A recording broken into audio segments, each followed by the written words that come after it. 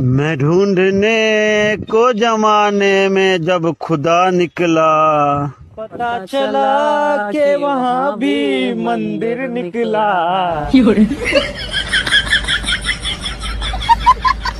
कब्जा कर लिया।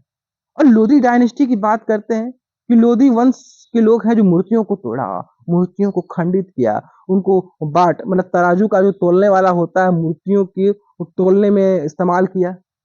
तो भाई टूटी हुई मूर्तियों को आपको क्या लेना देना था?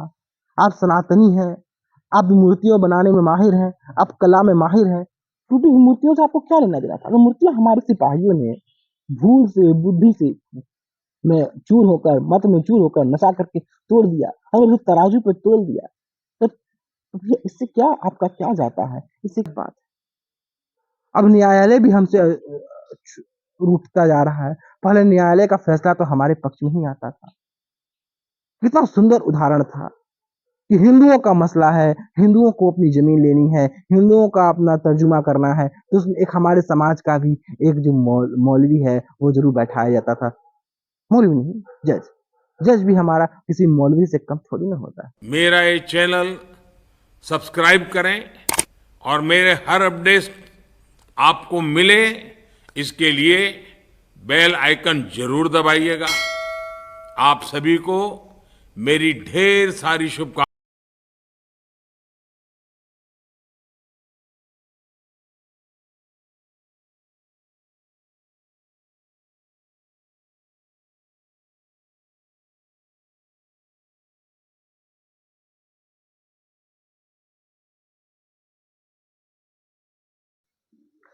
नमस्कार, जय श्री राम, वंदे मातरम, हर हर महादेव। एक बार फिर आप सभी दोस्तों का आज के हमारे अंतर्मन पॉडकास्ट के इस एपिसोड में आपका स्वागत है। आज हम बात करने वाले हैं ज्ञान व्यापी के सर्वे आ गए थे। सर्वे में तमाम हमारे देवी देवताओं की मूर्तियां मिली थी, खंडित मूर्तियां मिली थी। कई ऐसे कमरे थे जहां पे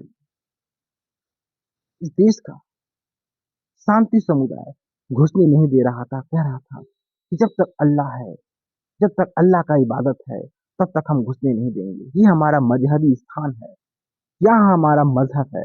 यहाँ अल्लाह ताला खुद आए थे, उन्होंने खिचड़ी परोसा था, वहां पे उन्होंने रायता बनाया था, और यहाँ पे दाल बट्टी चोखा भी लगाया था।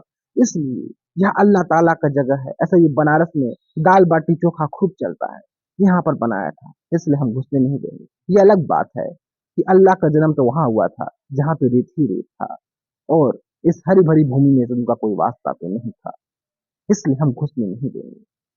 देखिए ना, सेकुलरिज्म को कैसे बाहें मरोड़ी जा रही हैं, सेकुलरिज्म को कैसे तोड़ा जा रहा है, एक ऑफ वर्शिप का गला कैसे घोटा जाता है। ये सब बातें यहाँ साफ साफ नजर आ रही हैं, और एक ऑफ वर्शिप का कैसे शोषण होता है, ये शोषण भी और ये शोषा सरकार का, केंद्र सरकार का साफ साफ नजर आ रहा है।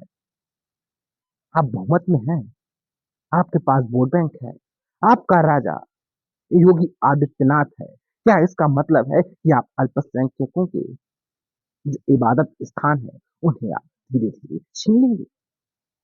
आपने हमारे हजरत बाबर का घर भी छीन लिया।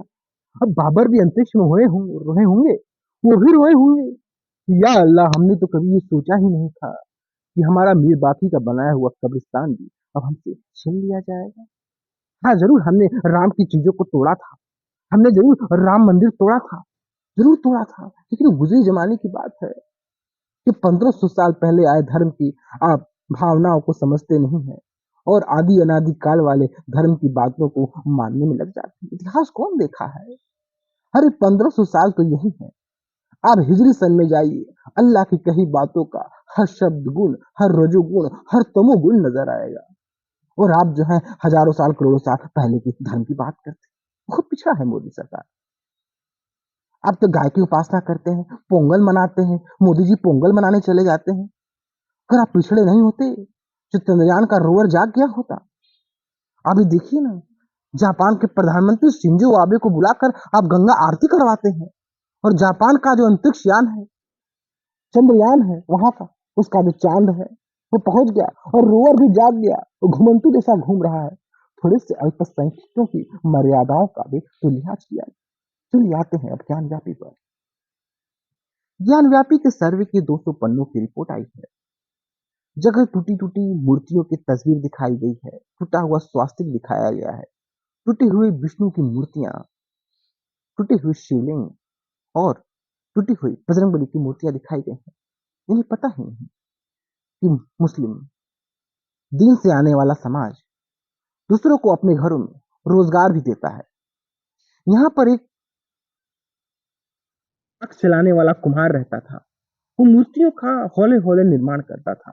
जो चाक पर जो मूर्तियां घूमती हैं, चाक से जो मूर्तियां बनती हैं, और यहाँ पर एक मूर्तिकार भी रखा गया था। तो कुछ मूर्तियां खराब होती हैं और कुछ मूर्तियां फेंक दी जाती हैं। लेकिन ये क्या अपना ग्राउंड पेनिट्रेटिंग रेडिएशन जीपीआर लेकर आए हैं, क्या सर्वे कराए हैं? देखिए, अल्लाह तो से ऊपर की बातों को मानता है, साइंस वाइंस में बिलीव नहीं करता है जब तक अपना फायदा ना हो। तो वो कह रहे हैं ये करीब 7,000 8,000 साल पुरानी ये मूर्तियां हैं। तो भाई, आपका सरकार, आपका ग्राउंड पेनिट्रेटिंग रेडिएशन, आपका न्यायालय, सब आपका है। तो फिर आप तो अपने मन मुताबिक फैसले ही देंगे ना। तो आपके इन मन मुताबिक फैसलों की ही वजह है, मन मुताबिक फैसलों की कड़ी है, जो आप इस तरह की बातों को यहाँ पर अंजाम देते नजर आ रहे हैं। कहीं ना कहीं आप जो है एक हमारे समुदाय का एक मस्जिद आप फिर छीनने की तैयारी में लग गए हैं। आप ज्ञान व्यापी से हमारे ज्ञान को अदृश्य करना चाहते हैं। रही बात ज्ञान व्यापी की, हमारे पास तो ज्ञान पहले भी नहीं था।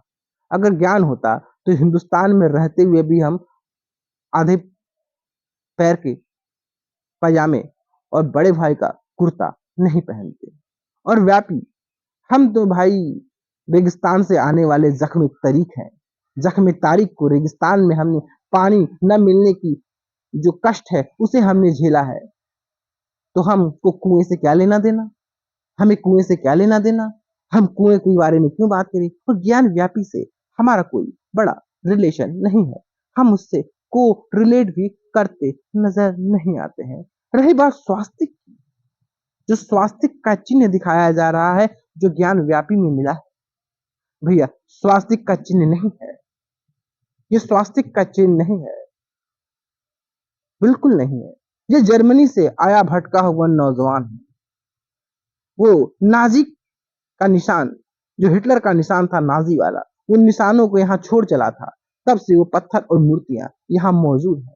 इन हमारे हिंदू भाई के स्वास्तिक से कोई लेना देना नहीं है। रही बात भगवान विष्णु की, ये टूटी फूटी मूर्तियों की बात कर रहे हैं। एक मूर्तियों के बेचने वाला व्यापारी था, वो मूर्तियां बेचा करता था। उसकी दुकानदारी यहाँ पे नहीं चली तो फिर यहाँ पर छोड़ गया। तो इस तरह की बातें यहाँ पर, चीजें यहाँ पर धीरे धीरे नजर आने लग गई हैं। और जो लोग हैं जो सर्वे को सही मान रहे हैं, जो सर्वे को लेकर ताली पीट रहे हैं, सर्वे को लेकर कह रहे हैं कि भैया हमारा मंदिर दे दो, हमारा मंदिर दे दो, हमारा ये विश्वेश्वर नाथ का मंदिर है, असल में ये काशी विश्वनाथ मंदिर है। वहां पर संस्कृत में, दक्षिण भारत की लैंग्वेज में तमाम तरह की बातें लिखी हुई हैं, तमाम तरह की बातें पत्थरों में उकेरी हुई। देखिए, इस दौर में देखिए हिंदी और दक्षिण भारत की भाषाओं का कितना बड़ा विवाद, कितना बड़ा विवाद हौले हौले नजर आता है, सबकी आंखों के सामने दृष्टि मात्र से ही उजागर हो जाता है। यह कैसे हो सकता है? कैसे उत्तर भारत में, कैसे बनारस में, दक्षिण भारत के द्रविडियंस लैंग्वेज की चीजें यहाँ उकेरी जा सकती हैं? ऐसी कोई बात नहीं है। ये साजिश है, ये साजिश है। हो सकता है वहां से कोई आया हुआ लोग हैं, आकर यहाँ इस तरह की बातें लिख दी गई हैं और यहाँ पर श्लोक लिखे गए हैं, त्रिशूल के निशान है, ये फलाना है, ढिमकाना है। ये रातों रात उकेरी हुई साजिश है, ये रातों रात उकेरी हुई साजिश है, जो हमारे मस्जिद को हमसे छीनने की ये भरपूर कोशिशें की जा रही हैं और हमारे हजरत की किताबों को यहाँ भरमाया जा रहा है। हमारे साथ धोखा है, हम अल्पसंख्यकों के साथ यहाँ पर जाति किया जा रहा है। तमाम तरह की बातें करते हैं लोग। हमारे औरंगजेब को यूं ही गाली देते हैं। औरंगजेब ने मंदिरों को कितना दान दिया, वो अलग बात है कि हमारा समाज ही कहता है, वो और कहीं किताबों में नजर नहीं आता है। ये अलग बात है कि औरंगजेब ही जो है हिंदुस्तान में कई मंदिरों को तोड़वाया है। मसरद आलमगीरी में इन बातों को आप बताते हैं कि मसरत आलमगीरी में लिखा हुआ था, यहाँ एक भव्य शिव जी का विशाल मंदिर हुआ करता था और यहाँ का शिवलिंग था विश्वेश्वर महाराज का, वो बड़ा ही अद्भुत, वो बड़ा ही आकर्षक था, बड़ा ही अद्भुत था, इसे तोड़ा गया। इन तरह की बातें आप करते हैं। क्या मसरत आलमगीरी मस्जिदों के लिए कुछ कर नहीं सकता था? ये मस्जिद लोग छोड़ गए थे। अगर ठीक है आप इन बातों पर तवज्जो देते हैं, ये मस्जिद वो छोड़ चुके थे। अब मस्जिद जो मंदिर जो छोड़ चुके थे, माफ कीजिएगा, मंदिर छोड़ चुके थे, अब मंदिर छोड़ चुके हैं तो खाली हुई जो इमारतें होती हैं वो इस्लाम में उसको कब्जा करती हैं कि नहीं करती हैं? कब्जा कर लेती हैं। इसी तरह उन्होंने भी इस मंदिर को उन्होंने कब्जा कर लिया। और लोधी डायनेस्टी की बात करते हैं कि लोधी वंश के लोग हैं जो मूर्तियों को तोड़ा, मूर्तियों को खंडित किया, उनको बाट मतलब तराजू का जो तोलने वाला होता है मूर्तियों की तोलने में इस्तेमाल किया। तो भाई टूटी हुई मूर्तियों को आपको क्या लेना देना था? आप सनातनी हैं, आप मूर्तियों बनाने में माहिर हैं, आप कला में माहिर हैं, टूटी हुई मूर्तियों से आपको क्या लेना देना था? अगर मूर्तियां हमारे सिपाहियों ने भूल से बुद्धि से में चूर होकर मत में चूर होकर नशा करके तोड़ दिया, अगर उसे तराजू पे तोल दिया तो भैया इससे क्या आपका क्या जाता है? इससे क्या आपको दर्द होता है? इससे क्या आपके दर्द में इजाफा हो जाता है? इसमें आपको दर्द नहीं होना चाहिए, इसमें दर्द की भावनाओं का उद्भेदन नहीं होना चाहिए। और ये और बात कर रहे हैं सर्वे कराने की, ये बात कर रहे हैं कि उस फव्वारे की, भाई अब फव्वारा है, वहां पे हम मुंह हाथ धोते हैं, कुल्ली करते हैं और कहते हैं उस फव्वारे को कि वो शिवलिंग है। आपके विश्वेश्वर का भगवान शिव की वो प्रतिमा है जो आदि अनादि काल से चली आ रही है, वो फव्वारा है, फव्वारा। हाँ, फव्वारे को चालू करवाना भाई 1500 साल पहले ही धर्म आया है, तो कहाँ से ये हमारे अल्लाह हजरत रसूलुल्लाह ने जो पाइप मशीनरी बनाई थी, जो उन्होंने थूक के और उन्होंने आयत की चौपाई पढ़कर जो उन्होंने अपने मंत्रोच्चारण माफ कीजिएगा जो आयत गाई थी, और चलिए जो हैदर की तलवार की वजह से जब उन्होंने उसको ऑन किया था वो कंसेप्ट भूल गए हैं। अभी भी वो कहीं कब्रिस्तान में दफन होगा इदारा, वो जो चालू करने का वो चीजें अब याद नहीं है। वो फव्वारा है, आप मान जाइए ना, वो फव्वारा है। ये अलग बात है कि आज हिंदुस्तान का, पाकिस्तान का, बांग्लादेश का कोई भी मुसलमान उसे चालू नहीं करा सकता, ये अलग बात है। आप उस पर भी सर्वे कराने की बात करते हैं और लोग कहते हैं कि यही आपके शिव जी हैं। ना ना ना ना, ये शिव जी नहीं है, कि हमारे ही तो विश्वेश्वर भगवान है, हमारे विश्वेश्वर भगवान। ना ना ना, आपके विश्वेश्वर भगवान नहीं है, ये तो एक फव्वारा है, ये अलग बात है। उसे फव्वारा कहने वाले लोग इसके ऊपर सीमेंट लगा दिए हैं। सीमेंट मात्र 50 60 70 साल पुराना है और ये मूर्ति जो है वो 5000 7000 पुराना है जो पत्थर है।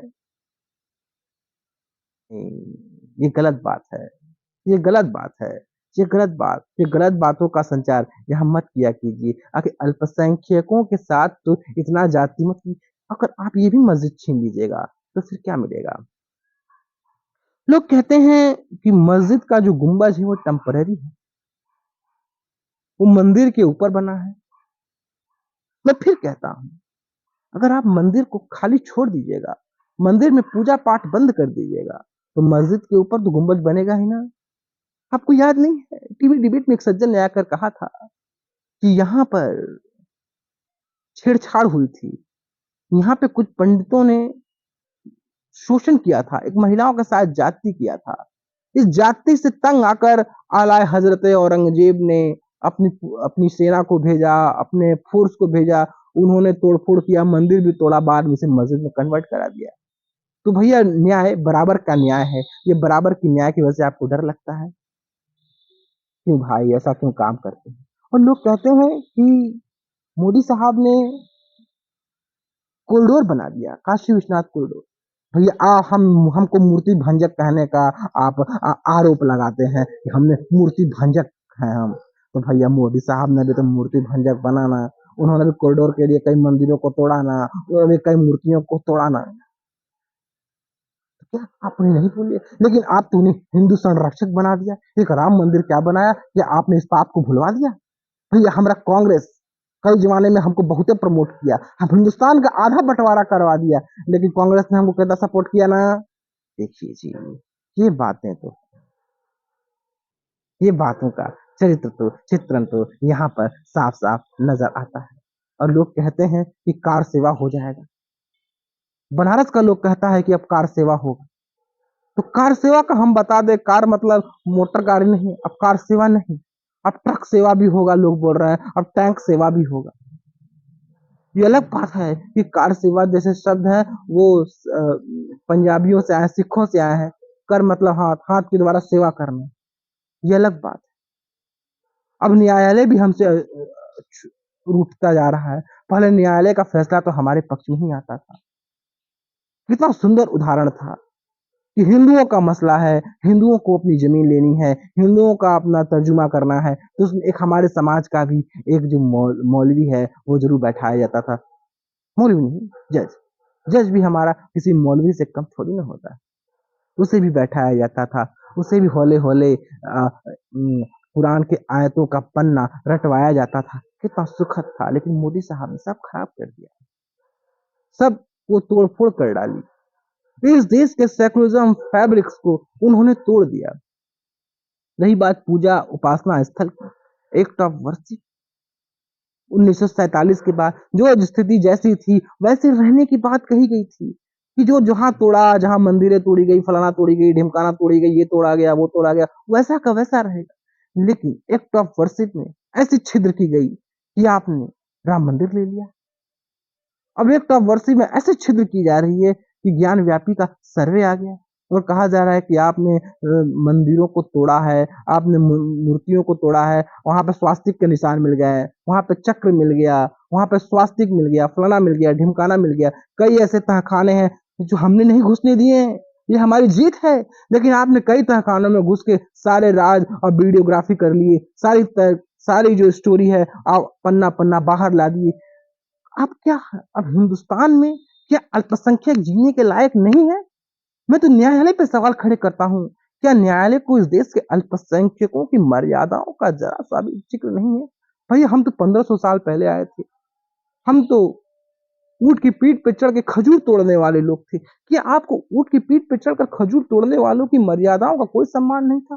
काश कांग्रेस सत्ता में होती तो अभी भी हमारे बारे में सोची होती। आज भी हम हजरते जवाहरलाल नेहरू को याद करते हैं, आज भी हम इंदिरा जी को याद करते हैं। इंदिरा गांधी जी कारपात्री महाराज साधुओं पर गोलियां चलवाई थी, क्या ये सरकार चला सकती है? नहीं चला सकती है। तमाम पीड़ाएं हैं, तमाम दर्द है, मुझे दर्द बहुत ज्यादा गहराता जा रहा है। इस दर्द की कोई सुबह नहीं है और दर्द का कोई चैप्टर लगता नहीं कि अब बंद होने वाला है। काश कोई हमें प्यार करता, काश वो कोई सरकार हम पर नाज करता।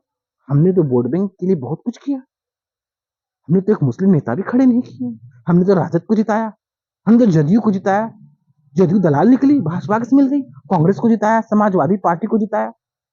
अब हम इसी को जिताते हैं तो आपको पीड़ा होती है। ना जाने ये दर्द की सुबह कब होगी, ना जाने ये दर्द का शाम कब होगा। ये मोदी साहब। और रही बात, हम बात करें योगी आदित्यनाथ की, तो योगी आदित्यनाथ कहते हैं आप मंदिर को मस्जिद कहिएगा, दर्द दर्द होगा। काशी विश्वनाथ मंदिर, इस प्रॉब्लम का कोई सोल्यूशन है? अगर हम उसको मस्जिद कहेंगे तो फिर विवाद होगा। मुझे लगता है कि भगवान ने जिसको दृष्टि दी है वो देखे ना। त्रिशूल मस्जिद के अंदर क्या कर रहा है? हमने तो नहीं रखे ना। ज्योतिर्लिंग हैं, देव प्रतिमाएं हैं, पूरी दीवारें चिल्ला चिल्ला के क्या कह रही हैं। और मुझे लगता है कि ये प्रस्ताव मुस्लिम समाज की तरफ से आना चाहिए कि साहब ऐतिहासिक गलती हुई है और उस गलती के लिए हम चाहते हैं समाधान। ये क्या बात कर रहे हैं? ये स्मिता प्रकाश के साथ पॉडकास्ट पर क्या क्या बतियाते हैं? आप मुख्यमंत्री हैं, आप देश को सेकुलरिज्म को पढ़िए। सेकुलरिज्म में क्या लिखा है? और सारी कोई अलग बात है कि इंदिरा चाची ने इसे पिछले रास्ते से घुसेड़ दिया था, लाके धर्म निरपेक्ष कर दिया, भले ये पंथ निरपेक्ष था। तो आपकी बातें हमें योगी जी डराती हैं, हौले हौले ही सही हमें तड़पाती हैं। इतना न करे हमारा शोषण, ये रात नहीं गुजर पाती है। बहुत पीड़ा और उत्पीड़न का ये दर्द, ये मलाल, न जाने कौन से दर्द की सुबह होगी, न जाने कौन सा दर्द का एतबार होगा। ये सब बातें यहाँ पर साफ साफ नजर आ रही हैं। इन 200 पन्नों की रिपोर्ट में आपने जर्रा जर्रा खोल डाला है, हर तकरीर को आपने पेड़ डाला है। लोग तो ये भी कह रहे हैं कि हमें बचाने के लिए, कुछ दिन और जी जाने के लिए, कुछ दिन और उसमें नमाज पढ़ने के लिए ज्ञान व्यापी में उन्होंने सर्वे की फलसफा रचा। उन्हें भी पता था न्यायाधीशों को, बेटा ये मामला अब जाएगा। तो लोग कह रहे हैं क्या गूगल सैटेलाइट पेनिट्रेशन डिवाइस जो जीपीआर है की जगह पे ये क्या गूगल की मदद से सीधा स्कैन करके नहीं पता कर लेते कि दीवारों के पीछे क्या है? वो सब करते तो तुरंत नजर आ जाता। लेकिन भाई न्यायाधीशों ने भी तो बचाने की भरपूर कोशिशें की हैं, हमारे आला हजराताओं ने किया है, उसका तो हमें फल तो भोगना ही पड़ेगा। वो पश्चिमी दीवार की बात कर रहे हैं, पश्चिमी दीवार पर खड़े कर दिए मंदिर के अवशेष मिल रहे हैं। तो भैया आर्किटेक्चर तो हमारे भी लोग थे, बना दिए होंगे सेक्युलरिज्म को जिंदा रखने के लिए, मंदिर के चिन्ह रगड़ दिए होंगे उसमें, इसलिए आपको मंदिर के चिन्ह बराबर बराबर नजर आते हैं। ये दर्द, ये पीड़ा, ये उत्पीड़न, ना जाने कब हमारा दर्द जाएगा, ना जाने कब दर दीवार नजर आएगा। अल्लाह ताला अगर ये भी मस्जिद छीन गई तो मथुरा भी हमसे छीन जाएगी। हम बचाने में लग जाएंगे और मस्जिदों को जहां तोड़कर हमने अपनी इबादत स्थान बनाई है तो इसको बचा लो, नहीं तो मथुरा भी जाएगा। ये सरकार और मजबूत हो जाएगी तो हमारा चरित्र चित्रण भी होता चला जाए। तो दोस्तों आपको हमारी ये कहानी कैसी लगी, आपको हमारा एपिसोड कैसा लगा, आप हमें जरूर बताएं। दोस्तों हम फिर हाजिर होंगे एक नई कहानी के साथ, एक नए एपिसोड के साथ, एक नई चर्चा के साथ और इस राष्ट्रवाद की एक नई कहानी के साथ। तक याद दीजिए, अगर कंटेंट पसंद आ रहा है तो आप सहयोग कर सकते हैं, आप में कंट्रीब्यूट भी कर सकते हैं। आप में फोन पे, पेटीएम, गूगल पे के माध्यम से सहयोग करके आप हमारी पत्रकारिता को बल दे सकते हैं। अगर आपको हमारा ये कंटेंट पसंद आ रहा है तो आप में लाइक करिएगा, शेयर करिएगा, सब्सक्राइब करिएगा और सब्सक्रिप्शन का रेड बटन जरूर दबाइएगा। तो हम फिर हाजिर होंगे एक नई कहानी के साथ, एक नए एपिसोड के साथ, एक नई चर्चा के साथ और इस राष्ट्रवाद की एक नई कहानी के साथ। तब तक इजाजत दीजिए। नमस्कार, जय सिया राम, वंदे मातरम।